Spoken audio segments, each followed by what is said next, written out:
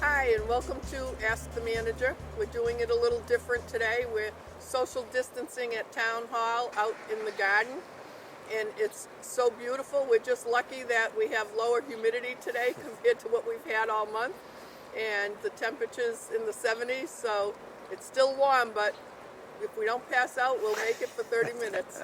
So let's just start with COVID. Yep.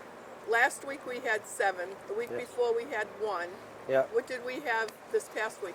I can't remember what the total is, but we're up to 329. So we've had a couple cases. I think 3 this week. So the trend really continues on a positive basis, and we don't want people to get too comfortable with it though, because that's the risk that we run with good numbers. We don't want to emerge too quickly. But we have a very good, strong, positive trend, not only in Shrewsbury, but across the whole Central Mass Regional Public Health Alliance. It's really consistent. The numbers are way down. For the first time in the last, in a 7-week period, we dropped below an average of, 1 per day. So it's really good. We're seeing really good numbers. You have to remember we were at 7 cases per day during what we'll look back on and call the surge, which ended up being the end of April into the early, the first weeks of May. So we're almost up to 7 cases per day, and now we're less than 1 case per day. That's really good, and Yeah. I believe that social distancing and the masks have been making a difference. Yeah. I found traveling around Shrewsbury to the grocery stores, people are still being very careful.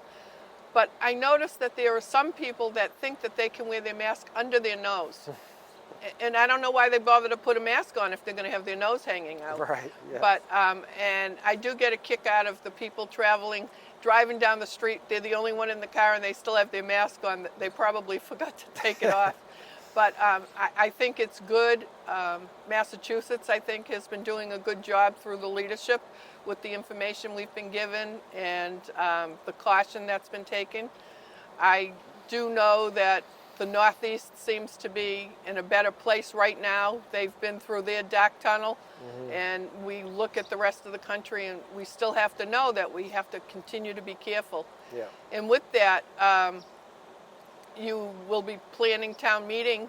Yes. And need to consider 240 town meeting members. Yep. And how that's going to work. What would you like to tell us about that? Yeah, so we're working rapidly towards, and actually it has now been rescheduled until August 8th, which is a Saturday. So we're going to hold it starting Saturday morning at 8:30 in front of the Oak Middle School. We'll be outside in a very large tent that will be able to accommodate everyone. And when At the middle school? At the middle school, in front of it, kind of where the Spirit of Shrewsbury tent goes. Oh. That there'll be actually 2 tents. The biggest tent will be 100 feet by 140 feet, so it'll allow 6-foot distancing between the chairs inside. And we will have a stage, but not the same presence on the stage. It'll just be, kind of a stage mainly for the moderator and a screen, so we can project anything that we need to. So we're really going through the logistics with SMC and with the moderator and with the Public Facilities Division, working really hard on that. The Board of Selectmen and the moderator took, I think, the proactive right step and reduced the quorum that's required to be able to complete business for town meeting. With 240 members, you normally have to have 121 people to have a quorum present. And they lowered that number, they cut it in half to 61.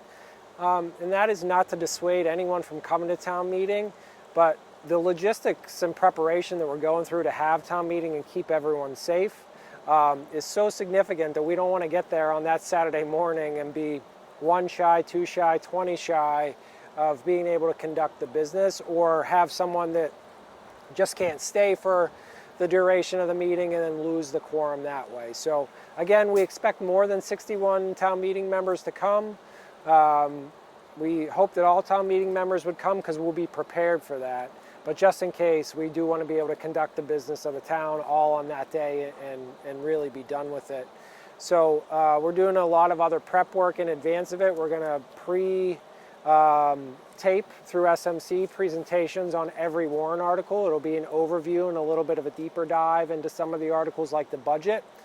And the goal is to allow town meeting members to inform themselves prior to getting there. And honestly, move the meeting a little bit more expeditiously. As interesting as it may be to be in a big circus tent in front of Oak Middle School for town meeting, it is August, it could be hot. It's not going to be ideal. We are going to have a third-party sound company in to really enhance and make sure everyone can hear and connect in with SMC. But we do want the pace of the meeting to move maybe a little faster, and we're doing everything we can. That's nice anyhow. Some of us would like the meeting to move more quickly. Yeah, so I mean, that is our goal, to be able to conduct it in one day in a reasonable amount of time, So and we'll to be do able, the business. We'll have more homework in advance to be prepared, Yep, which is good. yep. And this is a huge expense for the town. It's a significant expense, yeah. One thing before I get to the expense, one thing that I've taken for granted is showing up at Oak Middle School and sitting down on the stage and not having to think about town meeting, right? So now we're having weekly meetings that everyone's participating in to get through the logistics. Today we have a meeting this afternoon that will add in public safety and make sure we have a EMS tent and all those things that you just don't have to think about when you're in the comfy confines of Oak Middle School auditorium. The cost is probably going to push $20,000 for that meeting. It's certainly an extraordinary expense that's related to COVID-19, and we'll be able to rely upon the stimulus dollars to pay for that, so it won't impact any town operations or budgets. Good. Yeah, that's so good. We're fortunate that we have those funds for these extraordinary things, and we'll utilize those since we're able to. So that's very good. I'm going to jump around because there's so many things. With COVID, you would think that nothing's happening, but so much has happened in the past couple of months that it's full agenda for you constantly. It is, yeah. So even though you may have worked from home, you've had a lot of work to do. Oh yeah, we've tried to keep all the projects moving forward, and along with that, we keep revisiting and recycling these town meeting conversations and the budget conversation, which we're really on pace now to wrap up all of that stuff by a week from today, next Thursday, July 23rd. We're going to schedule back-to-back nights of Finance Committee hearings and Board of Selectmen meeting and everything next week. So just one little ditty. Puritan Street, which is off Route 20, is that going to be a dead-end street? That's the plan. It's part of the master plan for the Route 20 master plan that was identified as the safest option in that area. How do the people feel about it? The residents really embraced it. We had DPW had a meeting with the residents before COVID, and they really like that. It becomes a really fast cut through in a dangerous spot. If you're coming up Route 20, you really have a lot of speed, even if you don't mean to. You're on a highway and you're going straight into a residential street.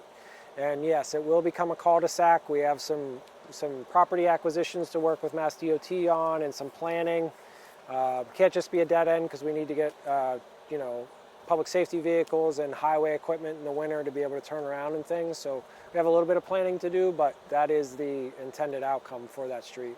So the Market Basket Edgemere project will impact Route 20 in a positive way, as well as the negatives with traffic and so forth. But a lot of good will be coming from that because of the planning that goes into what can happen on Route 20 after. Yep, I mean, the Market Basket will really be our first opportunity to leverage public-private partnership to make enhancements to Route 20. So not only do we receive the Mass Works grant to improve the intersection at Lake Street in Route 20, but the developer will have to conform to the concepts behind the master plan, so that means on the Market Basket side, there'll be a 10-foot wide shared use walkway for bicyclists and pedestrians, and that'll extend the entire length of their project and actually almost make it to the top of the hill before you get to Brody's and Flynn's. We've had an awful lot more pedestrians and bicyclists with COVID, and it's nice to see the people out in the community. I worry sometimes that we don't have sidewalks in places where the traffic is heavy. An example of that is along Old Mill Road, where we have a sidewalk and then it disappears Yeah. and then it returns and so forth. Yeah. Are there plans to make those improvements? Plans but no funding, to be quite honest with you, which is kind of a common case. But honestly, to hit that head on, we realize that not only is there a lot of public interest and requests for that, there's a true need, obviously, and those two things dovetail right together with each other. And it's at the top of, I did a mid-year update to the Board of Selectmen, and we did, as part of that in January, we talked about emerging trends that all departments were hearing from residents, and sidewalks were at the top of that list, to be honest with you. So it's part of our planning efforts, and not just planning efforts where we're not going to have funding. We understand that there's probably, we have to seek additional funding opportunities through grants and other local means to be able to meet the needs of the residents. And I think where the needs of the residents and financial obligations align, that people in this town have normally been interested in contributing reasonable amount of money, to be able to do that. So we'll explore all those options. It certainly was a challenge to get started in a tough budget year and to go in a direction that we never thought it would go, which is even, a tougher situation. But through strategic planning and more planning in general, I think we can line some of those priorities up and respond to the interests. And a lot has happened with the police station in the municipal campus committee. Yep. Patrick Pitney is the chair. Yes. Good choice for everyone. Yes. And when I sit here and look at the campus as it is, there's room to grow, but is there enough room for the police station to still be here? Yes, and that is the clear intention. So off to my left and your right, the town actually owns, really from the start of the municipal center east of here, the whole way down to the foundation fields. So we all own all the frontage around Maple Avenue, and the footprint would have to be expanded further to the west of here down Maple. And it's not going to impact the recreation fields. We'll think about whether we can tie some additional fields into it, but it will lose a little bit of the wooded tree cover there. But the station, as it's kind of laid out in its earliest concept, is just immediately behind that building, so we continue to use it until we cut the ribbon on the new one. So there'll be a whole new building. Whole new building. Now, will there be a driveway away from this area Yep. for the police? Yeah, it would be a sole police access drive further to the west, closer to Worcester from here. The existing driveway here in the municipal center, again, this is the first concept, would actually be a little bit further to the west as well, but there'll be a no public access driveway that cruisers will be used to ingress and egress, and then this parking lot will be expanded, and that building would ultimately go away.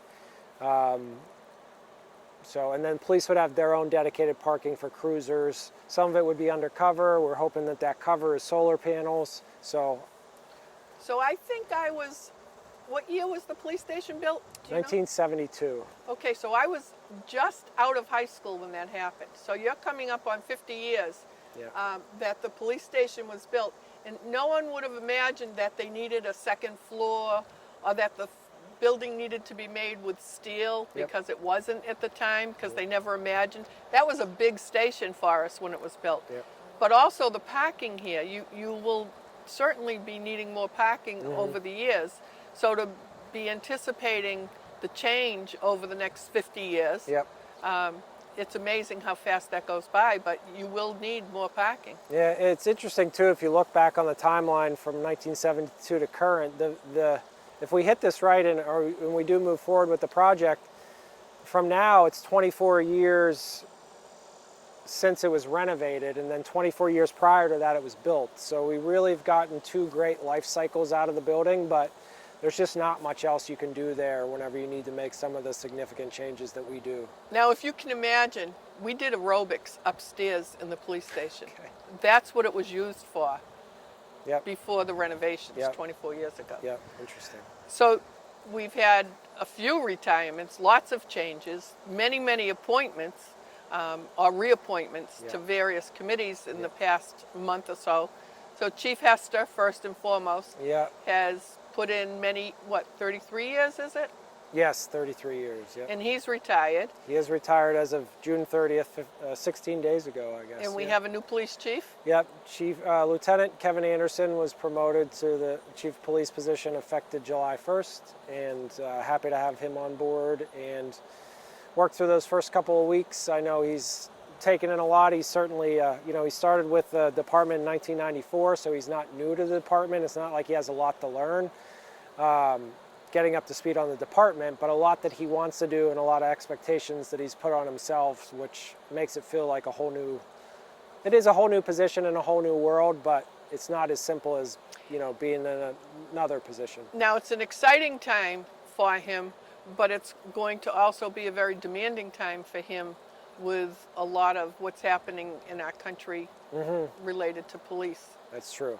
Yeah. So, and I think he is excellent chief to be able to handle those situations. He came to his interview process with his first year strategic plan in hand, and spoke eloquently about modern public policing approaches, and not just community policing, but 21st century policing, which is a concept that was developed during the Obama administration in 2015 with the recognition of both economic and racial inclusion and the need to modernize policing. So first and foremost, I think on the policing front, it's important to say we're so much further ahead of the rest of the country when it comes to initial training and things that are part of the police's day-to-day practices. Chokeholds, everyone wants us to ban chokeholds in the Commonwealth. They're not even trained to use chokeholds. And that's most departments. Yeah, I mean, it's not part of the mass police training. It's not part of any of the local academies that we go through. Shrewsbury, under Chief Hester's guidance, not only, we don't send our officers out to do self-defense training. We train them in-house. So not only do they get that in the academy, they come in here after they're done with the academy and think they're done learning for a little bit, and we put them all back through our own self-defense training here. So chokeholds aren't even a part of the conversation. Pretty much if neck is a red area, you don't touch it, right? You keep everyone safe. You do everything that you need to do to protect the individual and protect the officer. 50 years ago, Bonnie Fife could have worked at that police station. And many police officers would say, I went through my whole career and never had to fire my gun. We're in a different world today. And it's actually very dangerous. And we have expectations that the police are going to protect us. And we're in a society where there's so much more violence. There's not a respect for authority, whether it be teachers or police. And so there are many facets to the job where it's become a very, very dangerous job. So going forward, it's going to be very interesting to see what the expectations are of society, and then what the expectations are when they're caught in a dangerous situation and they need help. It seems that in California, I'm not sure if it's Berkeley, it was in the news yesterday, that they want to have social workers deal with mentally ill people and homeless people.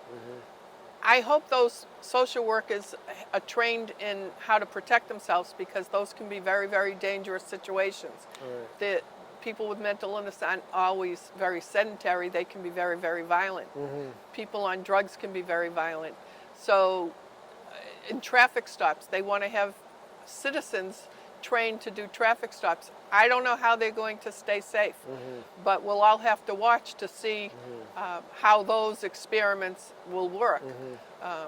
Yeah, I mean, I believe that there is a greater role for social workers and other aspects to ride along with police and to be able to handle things. It's something that we talk about here, whether it's with Shrewsbury Youth and Family Services, and it's really connecting those that we interact with through the police department, which is often the first point of contact, and getting them the right help after that first interaction. So there's certainly a role of social workers, and we'd like to find if there's more opportunity, and I think there is here with our police department, but I don't necessarily understand and approach where that's the lead or the sole factor that they use in responding to a 911 call or a non-emergent call describing a situation with an individual. Now, we're doing a half-hour show, so I have so many questions and so much to cover. We had 3 big retirements. Michael Hale. Yep. Has he left the building? Nah, tomorrow's his last day. Tomorrow's his last day. Look in that window over there, make sure he's still at his desk. Yeah, he's probably making faces at us. And he was the assistant town manager before he was the Selco general manager. Yeah. So that will leave a big hole in town hall. I Yeah. mean, everybody was connected to Michael Yeah. throughout the building. Yeah, Michael's truly an advisor to me, and because I relied upon him, I had so many questions for him. He helped me get up to speed faster than I otherwise would have been able to, and I'm really going to miss that opportunity to walk down the hall. A lot of those conversations happened on a Friday afternoon and made me late getting home, but it was so worth it. I value that perspective that he's had with the organization for so long, and it's a shame that this is happening during these challenging times where we can't have a normal social gathering. For him and Chief Hester, both of them would say don't have a party for me, but both of them deserve more than a party, so that's a little disappointing. They certainly deserve the recognition. Yeah. Along with that, Sergeant Pratt Yep, has retired, and he was on the force for 27 years. that's right. And Sharon Hahn Yep. has retired from the Water and Sewer Department. Yeah, I have a similar tenure, 27 years. Yes. Yeah, it's a lot of changes, a lot of knowledge that's gone, in a blink of an eye, and it kind of continues the transition and the turnover that, kind of has been a part of the conversation with public sector entities. Our population or our employees are aging, and it's something that we need to prepare for succession planning, and we've been able to do a lot of our replacement and backfill those positions internally, and we've gone outside whenever we thought that was the best interest of the community. But fortunate for all those internal promotions and the new people that we're bringing on, because I think it brings the right perspectives and responsibilities into those positions. And we experienced brown water because the Sewell Street well, number 4, went down. Yeah, so what really happened there is we didn't realize is that the challenges of the pump, and that we were having issues with the pump, and it made us turn the whole system on and off. It was kind of, forcing us to do some things that we didn't like to do, and that created pressure fluctuations, which didn't introduce new brown contaminants in the system. What was happening, it was just sloughing off, continuing to slough off within the inside of the pipes because of the pressure changes. So we continue to work on that, continue our aggressive hydrant flushing schedule and water main cleaning schedule, and all the other things. Our hex chrome piloting has progressed, our PFAS piloting has progressed, and no one's resting. And you got a water report? Yeah, we did the annual water report. Not any significant changes in the system. Again, we're trying to remedy those longer standing issues of hex chrome and the newly identified PFAS and manganese. Are you planning ahead for another well that would be as valuable as the Sewell Street well because it feeds so much So water? we've piloted a new well in the area of Sewell, and that was scheduled to come online, but we're looking at the chemistry on that again to make sure it's the right move. We are taking some actions at town meeting to further protect our wells. We're buying 2 pieces of property, or seeking permission to buy 2 pieces of property on North Quinsigamon that will further protect the Lambert Street wells. So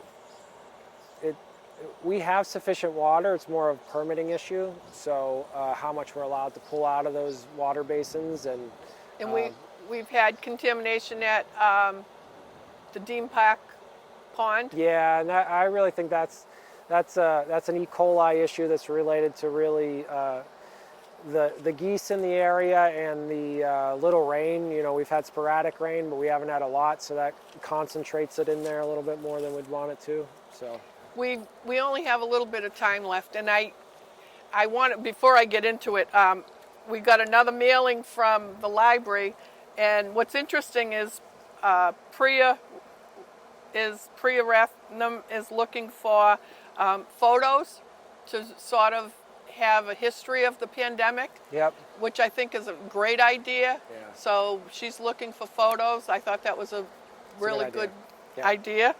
And then also the selectmen's meeting. My word, the other night, I remember twice outrageous meetings years ago. I don't even know if we were on TV at the time. Mm-hmm.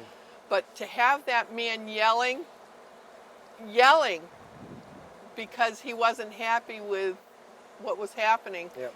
I just found that to be so bizarre, and I wondered, would he behave that way if we could see his face? Well, I think that's a great question. Would he behave that way in the selectmen's room? Right. So, yeah. And I can tell you, I've watched more meetings because of the time at home, and it's very frustrating when people don't have their face on the screen. So like selectmen would have their face and then they don't have their face. I think if it's at all possible for public meetings, if people can have their face on the screen, they should, because I think it's important. Yeah. And then the other bizarre thing was, of course, the miserable dog hearings.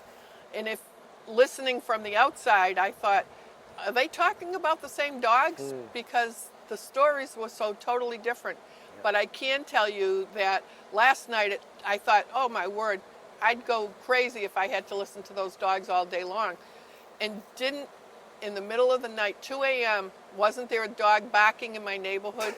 And it's a dog that's barked over the last couple of years, or a year or so. You hear this dog and you wonder, why don't people shut their windows if the dog's in the house? It just doesn't make sense. It's like, don't they hear their dog barking? I don't even know where the dog is. And I'm glad I don't live next to it. So, Finance Committee has reappointments. Yep.